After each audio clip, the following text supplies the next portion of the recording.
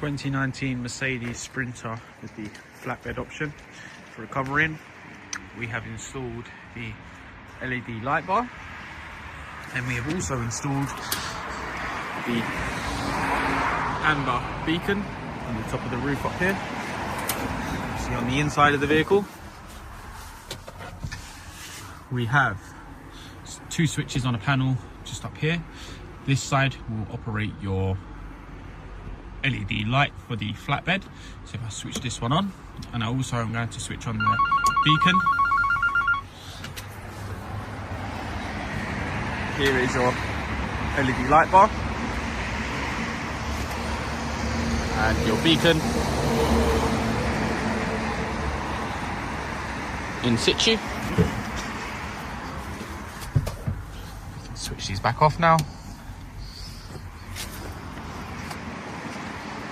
As you can see, back off. There we go.